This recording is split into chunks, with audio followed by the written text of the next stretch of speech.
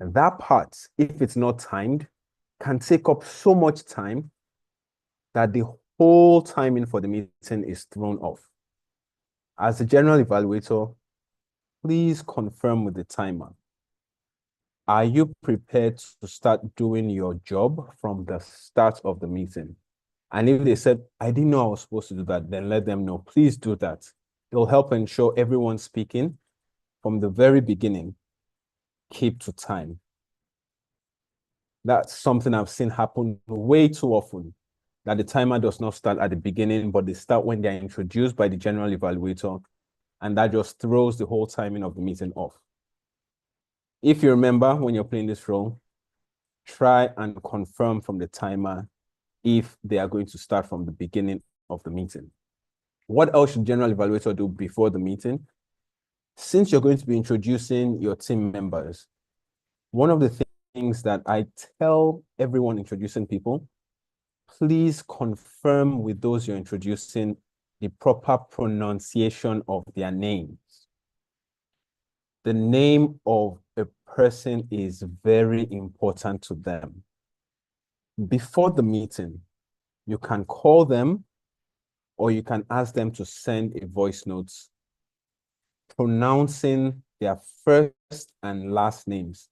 I lean more towards voice notes because it's easy to just replay it when you need to hear the name again, rather than depending on that pronunciation they gave you when you called them. Ask them to send the voice notes and rehearse pronouncing their names properly. I've been to a meeting where a friend of mine was playing a role, and I've never asked her the full pronunciation of her name. Most of us call her by the shortened form of her name. And I called her name maybe 3, 4, 5 times that specific meeting. And she was so elated that she kept emphasizing in that meeting that I should be appreciated, that I deserved an award. She had not heard anyone call her name properly for a very long time. That's how important it is. General evaluator, please call your team members if you don't know how their names are properly pronounced and get it done. You may not perfect it by that meeting, but the effort goes a long way. And ideally, you may have the chance to actually perfect the pronunciation of these people's names. All this to be done before the meeting. What else do you do? Please remind your team members to show up early. Early could mean 15 minutes before the meeting, 30 minutes before the meeting. You want to ensure people are there. Those who are coming late, you need to get replacements for them. Certain Toastmasters may play multiple roles, or other Toastmasters who are not playing any roles at all can just step in and fill that gap that has occurred because someone showed up late. When you're playing a role, don't show up on time, show up early. You tell your team members all this before the meeting occurs. It's also very important that you please go through the agenda. Know the timing for the different roles, know when things are coming in, especially when it's a club that you don't belong to. You may be familiar with how the agenda works for your own club, the general flow of events, but if you're invited to a different club, playing the role of general evaluator, please check the agenda to know how things work. All this before the meeting. Now, during the meeting, what happens? You show up early from the very start. In fact, before the very start, you're already analyzing how things are done. Are they done well or not? If it's a physical or hybrid meeting, do we have the banners properly displayed? Did the Toastmaster of the day start engaging with people before the meeting? Did the meeting start on time? So many things to look out for before the meeting occurs, to the start of the meeting and throughout the meeting. Now, once the meeting occurs, the Sergeant at Arms will introduce the president, who introduces the Toastmaster of the day, who introduces you. You now deliver your speech explaining your role, and then you introduce your team members, timer, our counter, grammarian, and some other roles depending on the club you're playing the role of general evaluator. Once you're done, you now let people know that at the end of the meeting, your team members and yourself will come back and give your report for the meeting. You go back, continue to observe the entire meeting. You would not have to come back generally speaking, until the final part of the meeting, the evaluation portion. Toastmaster of the day will call you back up. At that point, you'll call the prepared speech evaluators. You'll call the table topics evaluator, depending on the order that you're called in the meeting. And then you now call your core team members, timer, our counter, grammarian, and others, depending on that specific meeting. Once they are done, you'll give your general evaluation report. And once that's done, you hand control back to the Toastmaster of the day. And your job for during the meeting is complete. I stated that there are 3 parts: before, during, and after the meeting. What should you do after the meeting? This is my recommendation. Because you lead a team as a general evaluator, after the meeting, take that step of appreciating your team members. You can do it one-on-one right there in the meeting room. You can do it afterwards, place a phone call, send a voice note, type a message just to let them know how much you appreciated what they did and how it added more value to the quality of the meeting. And the reason I like emphasizing this is people put in a lot of work. We want to get better. We put in the work and we come to deliver. A bit of appreciation goes a long way. People realize that what they are doing is appreciated and noticed by different people. What that does is it encourages them to want to do more, which is why we're here. Want to improve, give our best, and want to continue giving our best. Taking that extra step afterwards can help achieve this. Very simple, but very powerful. In summary, this is what you do as the general evaluator: before, during, and after the meeting. Do we have any questions or comments regarding the role of general evaluator? You can raise your hand. I'll call you. You can speak, or you can send a message in the chat box. I'll read them, and if we have the ability to attend to those questions, we'll do so. Any questions or comments?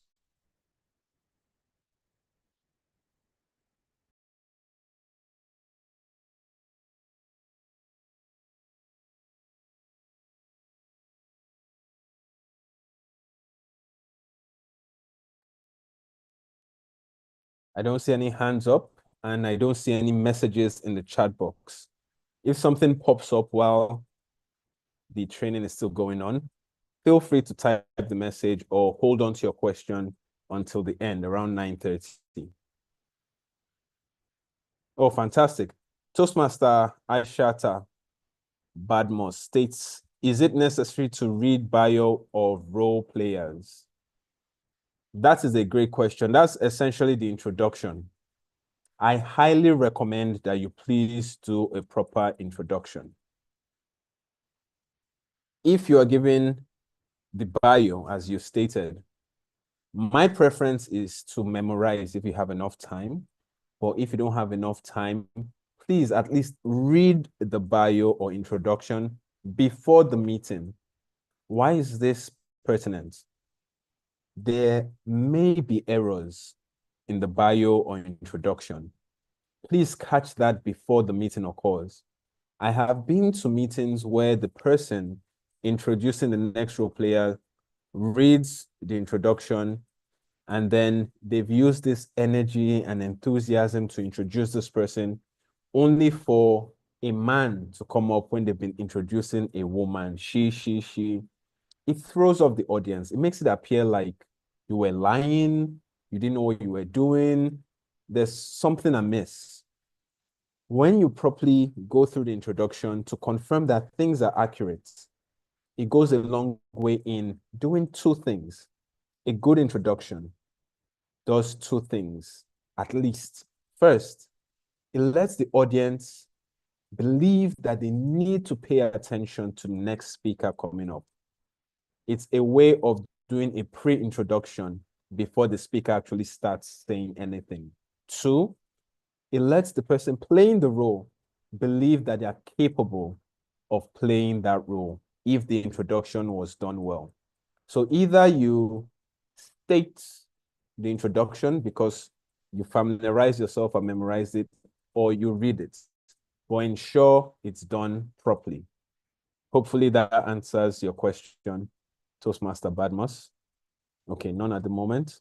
If you have any other questions that arise, please feel free to type, or once again, hold on to it until the very end. Now we're going to cover the second role, which is the role of speech evaluator.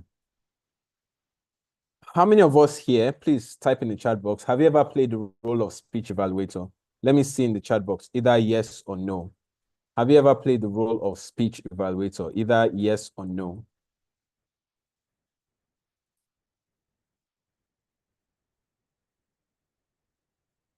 Thank you, Toastmaster Grant. No. Thank you, Toastmaster. Yes. The rest of us, let me see. Have you played the role of speech evaluator, yes or no? Thank you so much. So I'd love to see. Now, if you're not a very new member, all of us have had our speech evaluated if we've given at least one speech. It's only the very new members, literally they just joined. We've all had our speeches evaluated. Why was I asking if you've either, one, played the role of speech evaluator, and then I made the comment that we've all had our speeches evaluated if we've delivered at least one speech? Because you need to think about the importance of evaluating a speech, both from the perspective of the person receiving and the perspective of the person giving. I've been a speech evaluator where my evaluation was done in a rather harsh manner. I didn't really consider the person I was evaluating and the emotional state they were in, the experience they had. And for a speech evaluator, that is really bad. Why am I saying that? When you evaluate a speech, there are at least two reasons to do that. First, you want to give feedback to the speaker so they can improve. You observe areas that they're doing well, you highlight that, you state that. You observe areas that can be improved upon, and you mention that as well. That feedback will help the speaker know what to go and refine and come back better. First, as I stated, you want them to get better. Second, you actually want to give your evaluation in such a manner that the speaker wants to come back and speak. I don't know if you've thought about this before, but the way you evaluate can either crush a speaker in such a way that they don't want to come back and speak, or it can actually motivate them to want to speak again. As a speaker, so you need to be aware of things. How can I give them an evaluation that will help them improve? To do that, how can I give them an evaluation that will make them actually want to speak next time? What this means is, as a speech evaluator, you need to be aware of who you're evaluating. Are they a new member or more experienced member? Are they comfortable taking feedback, or they are really nervous when it comes to taking feedback? You're thinking about these things. Now, regarding our standard Toastmasters meeting, what should you do as a speech evaluator? I'll break this down into 3 parts once again. Before the meeting, during the meeting, and after the meeting. Before the meeting, please look at the agenda. Whenever you're playing a role, look at the agenda, know how much time you have, and when exactly you're coming in. Because you're a speech evaluator, please reach out to the speaker you're going to be evaluating. Get the evaluation slip. Every speech in Toastmasters has objectives. The speech has what it's focused on so that you can garner those skills. There's a speech evaluation slip that is attached to that specific project. Reach out to the speaker, find out, please, do you have your evaluation slip? Send it to me. Go through the evaluation slip. Know the objectives that you're looking out for. Also, find out from the speaker, other than the objectives stated herein, is there something else you want me to look out for? If they mention some other things, please look out for those things. find out the proper pronunciation of the speaker's name. It helps you bond, it helps them relax. Find out whatever details you need to find out about the speaker, especially if this is the first time you get to meet each other. You are human beings. Engage with each other, get to know each other. It helps you relax, it builds some form of trust. All this happens before the meeting. During the meeting, what happens? During the meeting, when it's time for the prepared speeches, usually the evaluators are called up first. You are called up to state the objectives of that speech. At that point, you can either state it from memory because you're very familiar with it, or you can read the objectives of the speech. Please keep it short. This is not the main point of this entire segment, but the audience wants to know what we're watching out for. State that, then you go back and pay attention to the speaker's speech. From before they even start speaking, as a speech evaluator, please look out for what they are doing. If it's physical, you can watch how they stand up, how they approach the lectern, the handshake they give, all those things you are paying attention to. If it's virtual and their videos are on, pay attention to what they are doing even before they utter the very first word. When somebody speaks, the perception of the quality of the speech before they utter that first word impacts how the audience is going to receive the speech. And the perception occurs before they speak. People are looking at the way you're dressed, your facial expression, your manner, how you walk, your gait. They're observing everything, most likely subconsciously, but pay attention to these things so you can give proper feedback. When they start speaking, what are you going to look out for? You're going to look out for the quality of the introduction, the body of the speech, the conclusion, the structure and the flow. Were they able to take the audience along? Did they start with a smile for a speech that maybe is not sad? If it's sad, then they should not start with a smile. Did they use quotes that were powerful and engaging? Did they ask questions to actually carry the audience along and wait for responses? What about the pacing, their use of pause? So many things to look out for. I'm just giving you some tips as a speech evaluator. What about the name of the speech? Very important. Not many of us pay attention to this, but the name of a speech, when people read it from that point, can either pull them in the sense of they're saying, whoa, if this is the title, I wonder what he or she is going to speak about. Or is it bland? And when you read it, people don't care. Or is it too lengthy and confusing? You don't want your speech title to be that way. These are some of the things you pay attention to as a speech evaluator. You look at all that while the speaker is speaking, they're done, and you pen all these things down. In Toastmasters, we use the CRC method to deliver feedback. Commend, recommend, commend. Every speech evaluator, ideally, you have 2 to 3 minutes. For that meeting, sometimes it might be tweaked, usually reduced because maybe we didn't properly pay attention to our time and things have gone way too long. The Toastmaster of the day or someone else, maybe the general evaluator, might say, all speech evaluators, please keep your speech evaluations to 1 to 2 minutes. You need to be aware of this. If it's 2 to 3 minutes, you can maybe start with 2 commendations, 2 recommendations, and finally end with 2 commendations. That's a base point. You can increase or reduce as you deem fit and time permits. Now, what is you deem fit? What does that actually mean? Remember I said earlier, is a person a new speaker, more experienced speaker? Are they scared of getting feedback or they are very comfortable with getting feedback? If the person is very experienced, they're comfortable with getting feedback, you can increase your recommendation if you have a lot. If they are very new to speaking, they're not comfortable with getting feedback, you can reduce your recommendations and increase your commendations. Note, as a speech evaluator, you are speaking to an audience. Yes, you're evaluating one person, but you're speaking to the entire audience. Deliver a speech.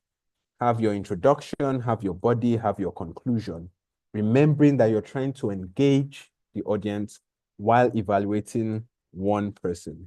It's very important to note, and it takes a bit of time to get more familiar with how to do it properly. When you are done with your speech evaluation, the part for the meeting is concluded. After that, you need to fill the evaluation slip. That can happen after you give your reports or pen down your evaluation, or it can happen after the meeting, and then you send it back to the speaker. The speaker uses this so they have something to reference for their feedback, and that will help them grow and achieve their goals, whatever that may be. In summary, this is what you get to do as a speech evaluator for a prepared speech at any Toastmasters meeting.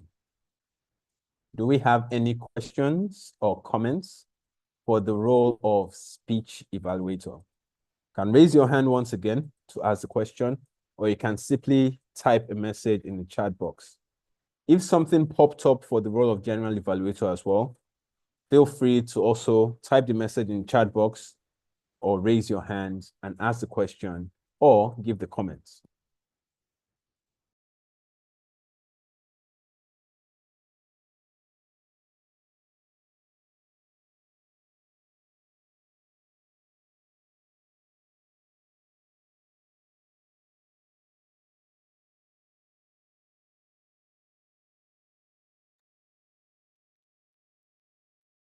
I don't see any hands, and I am yet to see any messages in the chat box. Hopefully that means we got useful information and we're going to be using them. If for whatever reason you feel you're either bad at playing the role of general evaluator or speech evaluator, and you've been here for some time, I highly recommend that you play either or both roles sooner rather than later. And why am I saying this? The way to learn something properly, in fact, the sign that you've learned something properly is you take action. And the only way to properly improve and eventually master is to take action quickly and often. If you think you are bad, you are exactly the person that needs to play these roles. Stop leaving those roles for the people that you think are better than you. What happens is when the bad ones leave the roles for the better ones, those who are better just keep getting better and better. And those who are bad keep getting worse. If truly you are bad, keep playing those roles and you get better over time. Don't let your lack of skill or competence pull you away from taking action. We are here to get better. So play the roles, play them often and keep getting better. Hopefully it will help you achieve your goal and help the quality of your club meetings get so much better than it's ever been. That's it for us tonight. Once again, we have our role player training session every Friday from 9 to 9:30. Once I have one person in the room at 9, we start. Those who show up early are not going to suffer for those who show up late. Once there's one person in the room at 9, we kick off. We cover 2 roles, generally speaking. Hopefully we'll be back next week, Friday. Actually, no. I'll try and find someone else to handle it next week, Friday. I should be on vacation next week, Friday, for the Easter weekend. I'll find someone else that can handle it, and they'll handle the training. 2 roles. We post it in our WhatsApp role-playing group for those interested. If you're not interested in those roles, you don't have to show up. But if you're interested and it'll be of value to you, you are more than welcome to be there. For those who have other questions for other roles they may be playing, feel free to wait behind. If you don't have any questions, we are done officially. Go and rest. Go and prepare for an exciting weekend. Prepare for your meetings, for those who have meetings. It's been a delight. Aha, question. Please, how do we access past sessions? Is it Zoe? Is that how you pronounce it? Toastmaster Zoe? Okay. Toastmaster Zoe, unfortunately, not all past sessions have been recorded. When our host, Seaside Toastmaster Kudus, is available, he can record, but most of the ones that we've had recently have not been recorded. The ones that were recorded are on YouTube. You can get it there. Toastmaster Kudus can send it to you. That's Seaside Toastmasters Club. Can send you the link, or you can just go and search Seaside Toastmasters on YouTube. Other than that, Toastmasters International has a lot of resources. I mean, they have a lot of videos and so many other things. So hopefully that's useful to you. Check it on YouTube. Go to Toastmasters International for resources. Toastmaster Hioma, you have a question? Good evening, Tim John. Good evening. Yeah, I wanted to find out if it's really necessary asking an icebreaker speaker for areas he wants us to focus on. Since they're just introducing themselves to the club, do we need to ask that question? Great question, Toastmaster Hioma.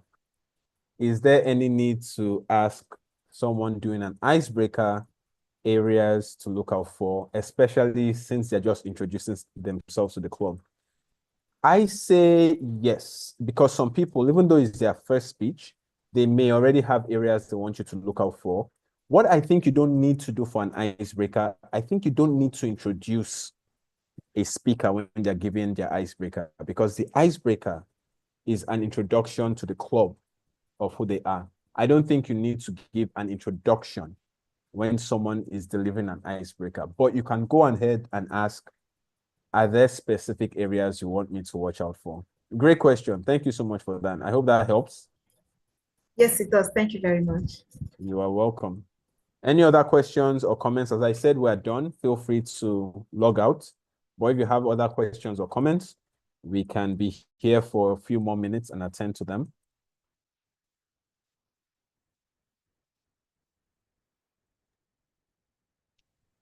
Good evening, Toastmaster John.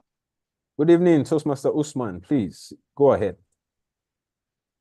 Thank you very much for another fantastic session. I missed the part where you went through the general evaluator role, and my question is from the general evaluator role. So you may have mentioned this, and I missed. When given the evaluation, that is the general evaluation, do we give it in a CRC format where we pick some of the things the club did well, then recommend areas for improvement and comment again? Or do we go through the meeting, every detail of the meeting from the beginning?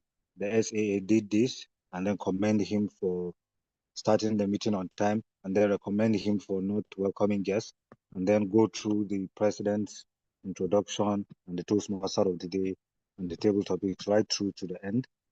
So which of the approaches to the evaluation which one do you think is the right one? And I'm asking this because we invited a person to be our general evaluator at our club. And then after the meeting, she said I should evaluate her evaluation. And then I told her that using the CRC method was better. And then we had this back and forth about, no, this is better, this is better. No, I think this is better. And so I said, okay, we're all open to learning, so I will ask more from experienced Toastmasters. Which one is a better approach? And that's my question. Thank you. Thank you so much, Toastmaster Usman. I don't know which one is a better approach, but in Toastmasters, we're usually recommended to use the CRC method, which means when they are commending, they can go through the sequence of how the meeting played out, give a few commendations from what they observed before the meeting. The banners were in place. We had the Sergeant at Arms start on time. Give a few commendations from the beginning. When they come to the recommendations, they can now start giving recommendations from the beginning as well. And then the commendations, they can just continue from where they stopped. As I said, I think it's more Toastmasters practice than better. So it's not necessarily something that is better to do, but it's the way Toastmasters has recommended. CRC, commend, recommend, commend.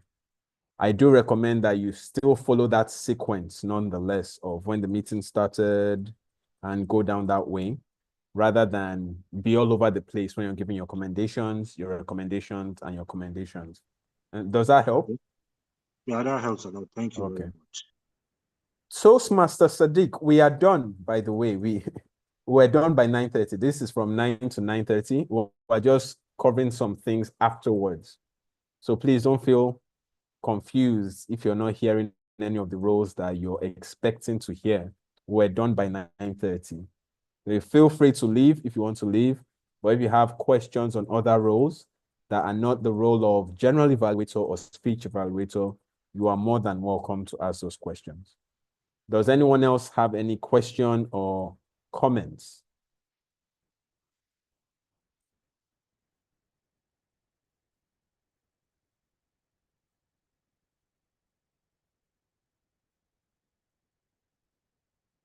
Toastmaster Human, you are welcome. Thank you. Good evening. Good evening, Toastmaster Sadiq. My apologies for joining this late, please. Actually, we don't have light, so I cannot switch on my camera because of my face won't be visible. Despite that's perfectly okay. It's perfectly okay. All right. Thank you. I think I just want to thank you for all you've done, giving us more in-depth analysis on the roles, especially the general evaluator is what you discussed this evening. I think if you have, I was able to participate when I joined Toastmasters back in 2007. I completed the competent leader manual before the pathways that it is competent communicator, competent leader, advanced, and that. So I completed the competent leader. There is one of the roles there is evaluating the general evaluator.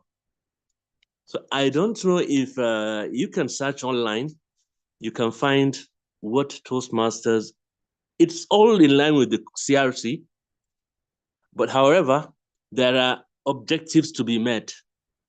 So if you can search online and find the competent leader manual, it will go a long way helping you deliver the evaluation of general evaluator very well.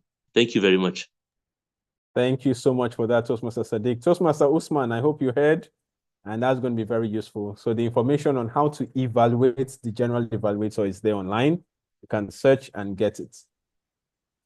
Yes, I did. Thank you very much, Toastmaster Sadiq. Welcome. Thank you. Any other questions? Any other comments?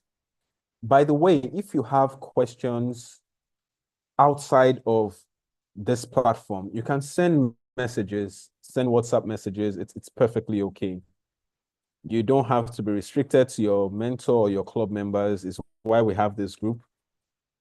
Reach out to me. I'll attend to it when I can. Reach out to other experienced people here. They'll assist you too. It's information sharing. We're helping each other get better. This is what we're looking for, the opportunity to keep growing and learning. And one of the ways to do that is to learn from others. Do not limit yourself to only this Zoom Friday night meetings. Please, outside of here, you're more than welcome to ask questions. Since I don't see any hands, you are most welcome to Toastmaster Josephine. And I don't see any questions or comments in the chat box. We'll call it a night. Go and rest, watch a movie, hang out, whatever it is you do Friday night, and prepare for an exceptional weekend. It's been a delight being here with all of you. And it's always a pleasure explaining these roles because it helps me grow, and hopefully it helps you grow as well. It's a win-win. Have a good night, everyone. Thank you, Toastmaster John. Good night, everyone. Welcome. Thank you, Good night. Toastmaster John. Thank you, Toastmaster John, and good night. Night. TM, Good night, John, everyone. are we going to see you tomorrow? Yes, sir. I'm actually coming. That's good to hear. Unfortunately, I was not assigned any role. It's rare for me to attend the role of speaking, but I'll still show up nonetheless. I'll volunteer. Is it Atlanta? Just saying, No, notice Seaside. enough for us. Okay. Yeah, Seaside meeting tomorrow, 1 to 3. No, it's not enough for me. I must speak. I must participate. Besides, Toastmaster Grant is also delivering his speech, so I'm looking forward to listening to his speech. Yes, I can't wait myself. All right. Good night, everyone. Good night. Good night.